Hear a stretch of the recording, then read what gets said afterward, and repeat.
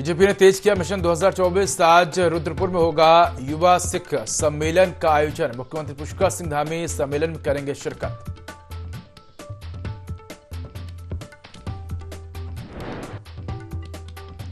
पहाड़ों में कड़ाके की ठंड से कई जगहों पर जमा पानी। मैदानी जिलों में शीतलहर ने बढ़ाई लोगों की मुश्किलें। लोग ठंड से बचने के लिए ले रहे अलाव का सहारा।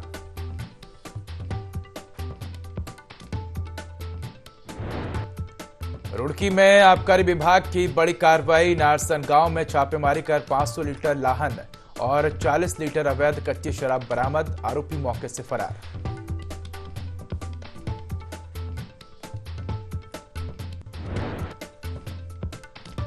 उत्तराखंड में जैरोक्राफ्ट एडवेंचर की शुरुआत। देश की पहली हिमालयी एयर सफारी का सफल रहा ट्रायल। हिमाचल और प्राकृतिक सौंदर्य को करीब से निहार सकेंगे पर्यटक।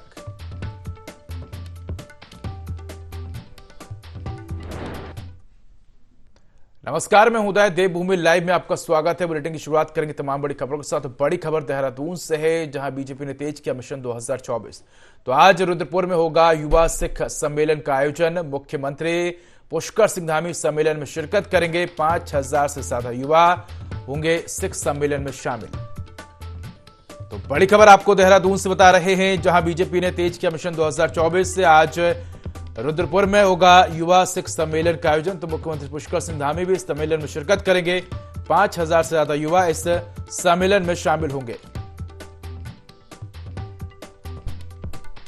तो बड़ी खबर आपको देहरादून से बता रहे हैं, जहां बीजेपी ने मिशन 2024 की तैयारियां शुरू कर दी हैं और इसी को लेकर आज रुद्रपुर में युवा सिख सम्मेलन का आयोजन होने जा रहा है, जहां 5000 से ज्यादा युवा इस सम्मेलन में शामिल होंगे।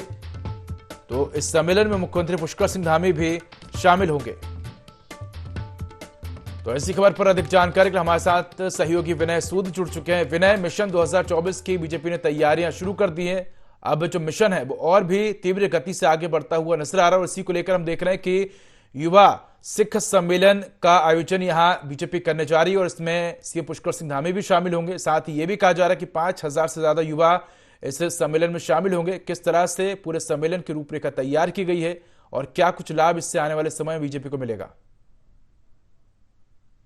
जी बिल्कुल उदय, देखिए आपको बता दें कि जिस तरह से लोकसभा के चुनाव होने हैं और ज़्यादा समय भी जो है इसमें अब नहीं रह गया है, तो उसको लेकर के बीजेपी पूरी तैयारियों में जिस तरह से जुटी हुई है, तो ऐसे में देखा जा सकता है कि उत्तराखंड सरकार जो है पूरी तरीके से इसमें कार्य करती हुई नजर आ रही है। जो तमाम सम्मेलन है वो भी इस दौरान यहाँ पर किए जा रहे हैं। वहीं अब आज की अगर इसमें बात की जाए तो मुख्यमंत्री पुष्कर सिंह धामी आज दोपहर रुद्रपुर पहुंचेंगे, जहाँ पर युवा सिख सम्मेलन का एक बड़ा आयोजन जो है इस दौरान किया गया है और 5000 से ज्यादा जो युवा हैं इस दौरान इस सम्मेलन में मौजूद रहेंगे। वहीं जो भाजपा प्रदेश अध्यक्ष महेंद्र भट्ट जी हैं वो भी इस दौरान इस कार्यक्रम में मौजूद रहेंगे। साथ ही राज्य रक्षा मंत्री अजय भट्ट की अगर बात करें तो वो भी जो है इसमें मौजूद रहेंगे। तो ऐसे में देखा जा सकता है तमाम बड़े बीजेपी के जो नेता हैं वो भी इस कार्यक्रम में पहुंचने वाले हैं। साथ ही आपको बता दें कि यूपी के जो मंत्री हैं इस दौरान बलदेव सिंह जी वो भी इस कार्यक्रम में शिरकत करेंगे। तो देखा जा सकता है किस तरीके से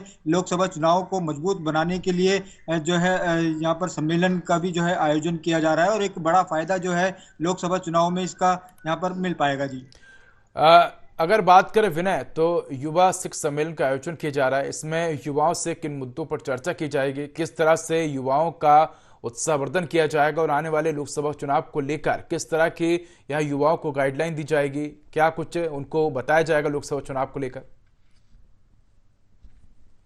जी बिल्कुल, देखिए जिस तरह से लोकसभा के जो चुनाव होने हैं उनको लेकर के तमाम जो प्रयास हैं यहाँ पर उत्तराखंड सरकार द्वारा किए जा रहे हैं। बीजेपी पार्टी द्वारा जो है तमाम प्रयास जो है किए जा रहे हैं कि मजबूती के साथ जो है इस चुनाव को जीत के साथ यहाँ पर दर्ज किया जाए। तो ऐसे में देखा जा सकता है जिस तरह से रुद्रपुर में बड़ा सम्मेलन युवा सिख सम्मेलन किया जा रहा है, ऐसे में उनको सम्मानित करने का जो कार्य है सीएम धामी यहाँ पर रुद्रपुर में करने वाले हैं और इसमें इस दौरान यहाँ पर इनको सम्मानित करने के साथ ही जो है है सिख समुदाय जो भी वहां पर मौजूद रहेंगे, तो उनको जो है एक बड़ी घोषणा भी जो है इस दौरान सीएम धामी उनके लिए कर सकते हैं। तो देखा जा सकता है कि लोकसभा का जो चुनाव है, बड़ा चुनाव है, तो ऐसे में पूरी तरीके से बीजेपी यहाँ पर अपनी जीत दर्ज करने का दावा कर रही है और पार्टी को मजबूत करने के लिए तमाम जो कार्यक्रम है इस दौरान यहाँ पर रखे गए हैं।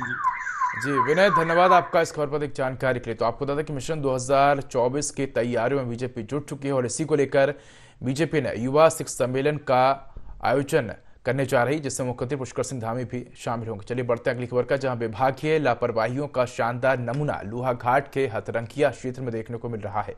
लोहाघाट के व्यस्ततम हथरंगिया क्षेत्र में पीडब्ल्यूडी ने 1 महीने पहले नाले निर्माण का कार्य शुरू करवाया था, जिसे अधूरा छोड़ दिया गया।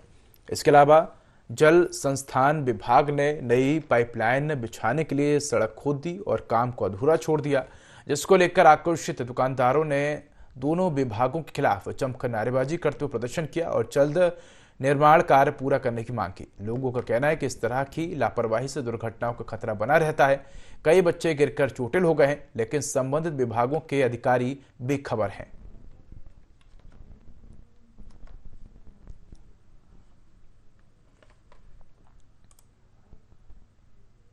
रोड खुदाई के कारण धूल ही धूल उड़ रही है। हमने जब पानी डालना हो रहा है, पानी आ नहीं पा रहा है और पत्थर इधर उधर उछल रहे हैं, जिससे जाम भी लग रहा है। बच्चों को आने जाने में दिक्कत हो रही है। स्कूल वाली रोड है, जिसके कारण बहुत समस्या हो रही है हम लोगों को। लगभग 20-25 दिन से ये काम चालू हुआ है। पटाले उखाड़ दी गई हैं, लेकिन इनको न ढका जा रहा है न पाइपों को शिफ्ट।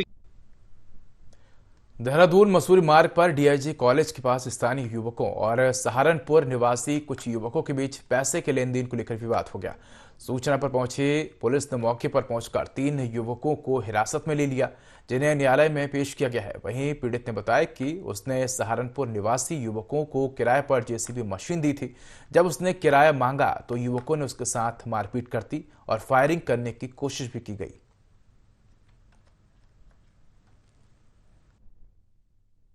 सूचना आई, ये प्रधान जी हैं सुंदर कुठाल जी, उन्होंने अपने नंबर से सूचना दी कि यहाँ पर कुछ लोग झगड़ा कर रहे हैं। तो इसमें मैं मौके पे गया पुलिस के साथ, तो वहाँ पे देखा कि जो है सहारनपुर के 2 लोग हैं, सागर भारद्वाज और बालिस्टर। तो इनका प्लॉटिंग का काम चल रहा है। तो जो इन्होंने जो है एक रेंट पे जो है वो लिए है, रेंट पे जो है जेसीबी ली थी काम करने के लिए, जो रवि कुठाल और मोनू कुठाल है एक लोकल के, उनकी थी। तो इन लोगों का आपस में जो है काम करने को लेकर जो है थोड़ा सा वाद विवाद हो गया था और वाद विवाद थोड़ा जो बढ़ा तो ये आपस में इन दोनों की मारपीट हो गई। और लड़के के पास सागर भारद्वाज के पास लाइसेंसी पिस्टल है और उस पिस्टल को झगड़े के दौरान वो पिस्टल नीचे गिर गई थी। वो जो पिस्टल नीचे गिरी तो इन लोगों ने सोचा कि ये पिस्टल निकाल कर फायर करने वाला है, तो गलत फहमी में जो है वो पिस्टल नीचे गिर गई थी। झगड़े में पिस्टल नीचे गिरी, वो उठा के जो एक मजदूर है उसने उठा के दे दी, जो कि हमारे पास फुटेज में दिखाई भी दे रहा है। फायर जैसी कोई घटना हुई नहीं है। 352 है, 323, 504, 506 और 30 आर्म्स एक्ट में। यूपीसीएल की बोर्ड बैठक में अप्रैल से उत्तराखंड में 23 से 27% बिजली के दाम बढ़ने का प्रस्ताव पास हो गया है। इसके बाद मुख्य विपक्षी पार्टी कांग्रेस सरकार के खिलाफ आक्रामक हो गई है। पार्टी के प्रदेश प्रवक्ता शिषपाल बिष्ट का कहना है कि सरकार ने 27% बिजली के दाम बढ़ाए जाने का निर्णय लिया है। उन्होंने कहा कि उत्तराखंड दूसरे राज्य को सस्ते दामों पर बिजली उपलब्ध करा रहा है, लेकिन अपने ही राज्य में सरकार सबसे महंगी बिजली उपभोक्ताओं को दे रही है। कांग्रेस का कहना है कि प्रदेश की जनता को डबल इंजन की सरकार का ऐसा विकास नहीं चाहिए जैसे जनता की जेब पर सरकार रात दिन डाका डालने का काम करे।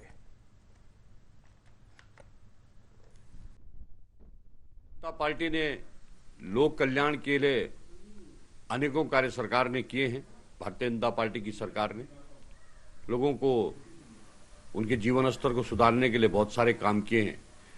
बिजली की दरों में कल बढ़ोतरी का समाचार जो आया है उसको विद्युत नियामक बोर्ड तय करता है और निश्चित रूप से उत्तराखंड राज्य के अंदर सरकार का प्रयास है कि अधिक से अधिक मात्रा में यहाँ पर हाइड्रो, सौर ऊर्जा, बिजली अधिक मात्रा में पैदा हो ताकि यहाँ पर बिजली की कोई कमी न रहे। और इस बारे में सरकार देखेगी कि विद्युत नियामक बोर्ड ने जो बढ़ोतरी की है उसके क्या कारण है। खटीमा विकासखंड में इन दिनों अवैध मिट्टी खनन माफियाओं के हौसले बुलंद हैं। मिट्टी माफिया के द्वारा बिना परमिशन के खेतों की उपजाऊ मिट्टी का खनन करना और अवैध रूप से चलाए जा रहे ट्रैक्टर डंपरों के द्वारा मिट्टी का परिवहन जारी है। सितारागंज रोड पर स्थित पेनिया टोल नाके के पास अवैध मिट्टी खनन में लिप्त 3 ट्रैक्टर ट्रॉलियों को सीज किया गया है। उप जिलाधिकारी रविंद्र सिंह बिष्ट ने जानकारी देते हुए बताया कि इस मामले में आवश्यक कार्रवाई शुरू कर दी गई है और आगे भी खनन माफिया के खिलाफ कार्रवाई जारी रहेगी। शिकायत प्राप्त हुई थी, सूचना पर हम वहाँ पर गए तो 3 ट्रैक्टर ट्रॉली हमने पकड़कर सीज करके तहसील में रख दी हैं और इसके हम नियमानुसार इनमें जुर्माने की कार्रवाई करेंगे। साथ ही साथ हमने जो अवैध खनन करने वालों को सख्ती से कह दिया है कि अगर वो अवैध खनन करें तो उनके खिलाफ मुकदमा भी दर्ज किया जाएगा और लगातार ये कार्रवाई जारी रहेगी। हरिद्वार में अप्रेंटिसशिप जागरूकता कार्यशाला का आयोजन किया गया। हरिद्वार सिटकुल मैन्युफैक्चरर्स एसोसिएशन और युवा शक्ति फाउंडेशन के सहयोग से उद्योगों को अप्रेंटिसशिप अधिनियम NAPS 2.0 दिशा निर्देशों में हाल के संशोधन के बारे में जागरूक करने के लिए कार्यशाला का आयोजन किया गया। प्रशिक्षण योजना उद्योग को कुशल कार्यबल की आपूर्ति के सबसे महत्वपूर्ण स्रोतों में से एक है। कार्यशाला को संयुक्त सचिव मयंक अग्रवाल ने संबोधित किया। इस दौरान आर्थिक विकास और औपचारिक रोजगार पैदा करने के लिए make in India, skill India जैसी पहल की जानकारी दी गई।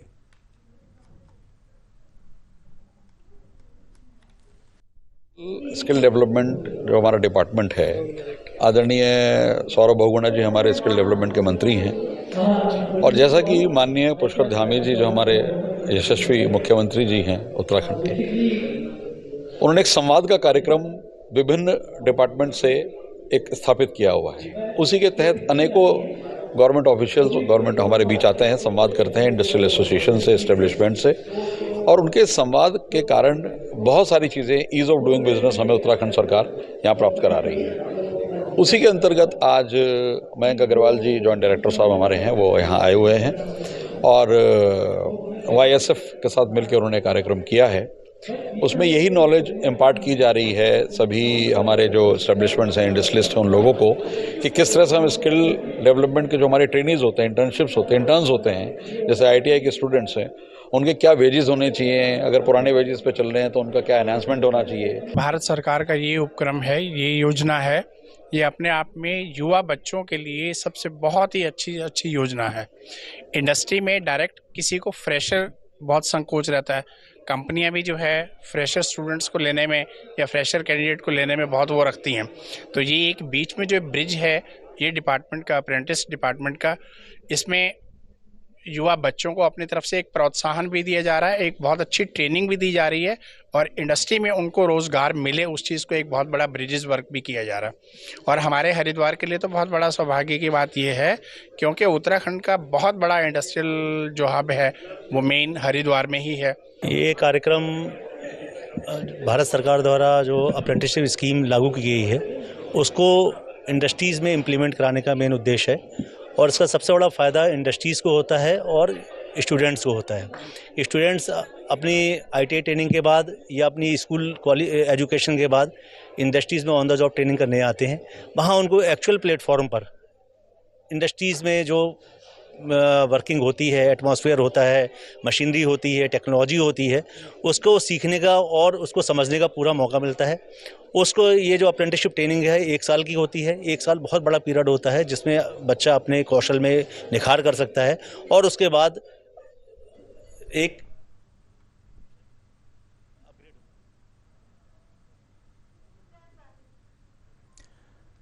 शोभन सिंह जीना विश्वविद्यालय अल्मोड़ा द्वारा आयोजित अंतर महाविद्यालय महिला हॉकी प्रतियोगिता की मेजबानी पहली बार PG कॉलेज लोहाघाट को मिली। GIC लोहाघाट के खेल मैदान में पहली बार आयोजित अंतर महाविद्यालय महिला हॉकी प्रतियोगिता का शुभारंभ ब्लॉक प्रमुख नेहा ढीक ने किया। PG कॉलेज लोहाघाट की प्राचार्य डॉक्टर संगीता गुप्ता और क्रीड़ा प्रभारी डॉक्टर अर्चना त्रिपाठी ने आभार जताया। अंतर्राष्ट्रीय हॉकी खिलाड़ी चंद्रा पांडे ने कहा कि महिला हॉकी के क्षेत्र में विश्वविद्यालय की ये काफ़ी अच्छी पहल है और इन प्रतियोगिताओं से दूर दराज के क्षेत्रों की महिला हॉकी खिलाड़ियों को अपनी प्रतिभा दिखाने का मौका मिलता है। वहीं उन्होंने लोहाघाट में महिला स्पोर्ट्स कॉलेज खोलने पर मुख्यमंत्री धामी को धन्यवाद दिया है। राजकीय स्नातकोत्तर महाविद्यालय लोहाघाट द्वारा महिला हॉकी का आयोजन किया गया है। ये सोबन सिंह नीना विश्वविद्यालय के अंतर्गत की जा रही है और मुझे बताते हुए बहुत खुशी हो रही है कि हमारे कॉलेज के इतिहास में ये पहली बार हमारा महाविद्यालय इस मैच का आयोजन कर रहा है। 3 टीम प्रतिभाग कर रही हैं, जिसमें पिथौरागढ़, अल्मोड़ा और लोहाघाट की टीम है। चौथी टीम जो टनकपुर की है वो ट्रायल के लिए आई है और हम लोग महिला खिलाड़ियों को आगे बढ़ाने के लिए एक छोटा सा प्रयास कर रहे हैं। ग्रामीण क्षेत्र में बच्चे हैं, उनमें बहुत अच्छा पोटेंशियल है, स्टैमिना सब कुछ है, स्किल वगैरह भी है, लेकिन अगर उनको सबसे ज्यादा प्रॉब्लम्स क्या होती है, पैसों की प्रॉब्लम होती है कि बच्चे टूर्नामेंट खेलने जा रहे हैं तो उन्हें अपने पैसे खर्च करके जाना पड़ता है। अगर उनको खेल किट हो गया, आने जाने की सुविधा मिल जाएगी तो बहुत अच्छा, ये क्षेत्र के बहुत अच्छे बच्चे जो हमें खिलाड़ी जो बहुत अच्छे खिलाड़ी हमको मिल सकते हैं सर, जो आगे जाके उत्तराखंड क्या देश का भी नाम रोशन कर सकते हैं। रुड़की के सिविल लाइन कोतवाली क्षेत्र के शिवगंगा ग्रीन सिटी कॉलोनी में अज्ञात चोरों ने एक मकान को अपना निशाना बनाया। जानकारी के मुताबिक चोरों ने लाखों की ज्वेलरी और घर में रखी 10,000 रुपए की नकदी पर हाथ साफ कर दिया। इतना ही नहीं, अज्ञात चोर घर से बच्चों के कपड़े तक चुरा ले गए। बता दें कि रुड़की के सिविल लाइन कोतवाली क्षेत्र के शिवगंगा सिटी कॉलोनी में चोरों ने एक घर को अपना निशाना बनाया और घर में रखे लाखों रुपए की ज्वेलरी और 10,000 रुपए की नकदी पर हाथ साफ कर दिया। वहीं पुलिस ने अज्ञात चोरों के खिलाफ मामला दर्ज कर जांच शुरू कर दी है। 1:57-58 के बीच में घर से निकली हूँ बच्चों को लेने के लिए मोनफोड़।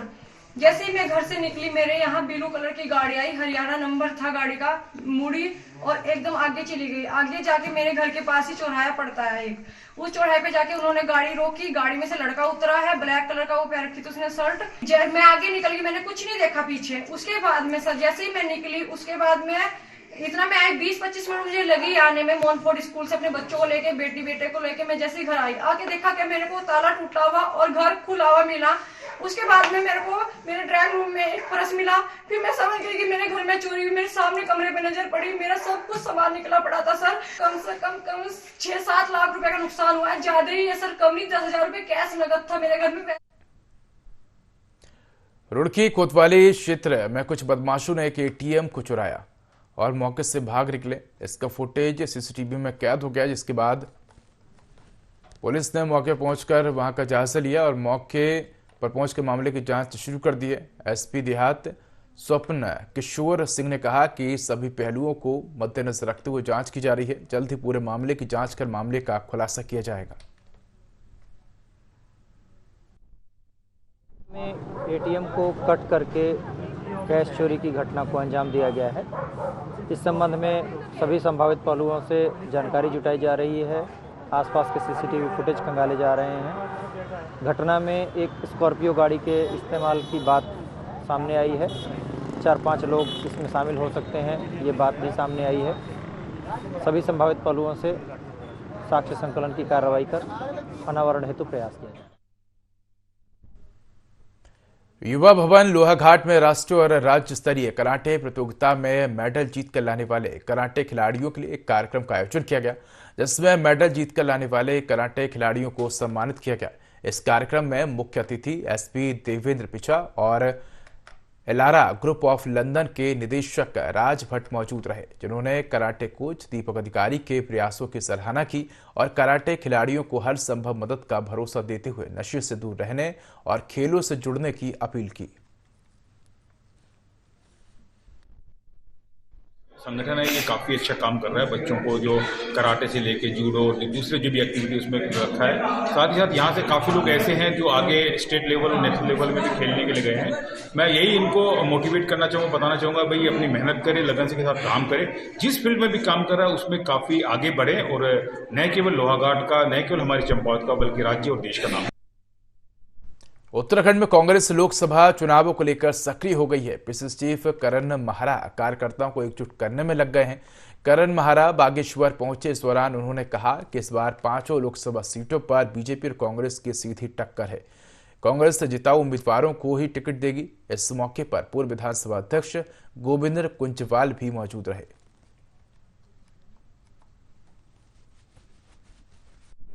कांग्रेस के कार्यकर्ताओं को आगे आने वाले लोकसभा चुनाव निकाय चुनाव, पंचायत चुनाव और उसके बाद 2027 की तैयारी के रूप में आप इसको देखिए। जो मंडलों की नियुक्ति की गई है उनके कागजात भी मांगे जा रहे हैं, कितनी प्रोग्रेस है उसके बारे में भी चर्चा हो रही है, बूथों के सत्यापन कहाँ तक पहुँचे उसकी भी चर्चा है। और जो हमारे मुद्दे होंगे, चाहे वो राष्ट्रीय स्तर के हैं, चाहे वो राज्य स्तर के हैं, चाहे वो स्थानीय स्तर के मुद्दे हैं, उन सभी विषयों पर कार्यकर्ताओं के संग चर्चा और विमर्श किया कि प्रदेश कांग्रेस कमेटी भी सर्वे करा रही है, कार्यकर्ताओं से भी बातचीत कर रहे हैं। जो सबसे मुफीद होगा, जो मजबूती से चुनाव लड़ेगा और कांग्रेस को विजय श्री दिलाएगा, उसको टिकट दिया जाएगा। खबर उत्तरकाशी से है, जहां प्राथमिक विद्यालय भड़कोट में जुलाई में 81 छात्रों को एक ही शिक्षक पढ़ा रहा था, जिसके कारण बच्चों का भविष्य चौपट होने की संभावना बनी हुई थी। लेकिन जिला शिक्षा अधिकारी ने खबर का संज्ञान लेकर वहां पर 2 अतिरिक्त शिक्षकों की तैनाती के आदेश जारी किए हैं।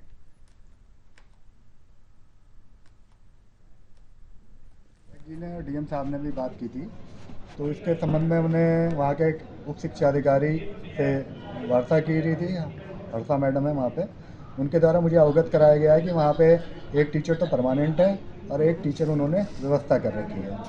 इसके अलावा विकास खंड में 5 से छात्र संख्या से कम वाले विद्यालय से भी एक टीचर को उन्होंने वहाँ पर जाने के लिए आदेशित कर दिया। तो इस प्रकार से उनके अनुसार 3 अध्यापकों की उन्होंने अपने स्तर से वहाँ पर व्यवस्था कर दी है।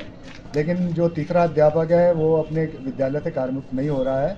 इस संबंध में मेरे संज्ञान में लाया गया है। मैं उनकी चिट्ठी का संज्ञान लेते हुए उक्त अध्यापिका को नोटिस जारी करूंगा और यथासंभव प्रयास करूंगा कि वो उस विद्यालय में जाके अपना योगदान दें और जो मानकानुसार 61 के ऊपर तीसरा अध्यापक होना चाहिए, वो मानक के अनुसार वहाँ पे एक अध्यापक व्यवस्था के रूप में आए। परमानेंट अध्यापक वहाँ पे क्योंकि ट्रांसफ़र एक्ट है, उस ट्रांसफ़र एक्ट में जो है काउंसलिंग के माध्यम से अध्यापक वहाँ जा सकता है। तो अभी अगर काउंसलिंग होकर कोई अध्यापक वहाँ चला जाता है तो वो परमानेंट रूप से चला जाएगा। वर्तमान में माननीय सुप्रीम कोर्ट द्वारा अध्यापक जो है भर्ती पर रोक थी वो हटा दी गई है। तो अगर निकट भविष्य में भर्ती अगर जल्दी होगी तो हम वहाँ पर अध्यापक देने का प्रयास करेंगे। तो फिलहाल इस बुलेटिन में इतना ही। खबर का अधिक अपडेट के लिए देखते रहिए IND 24। नमस्कार।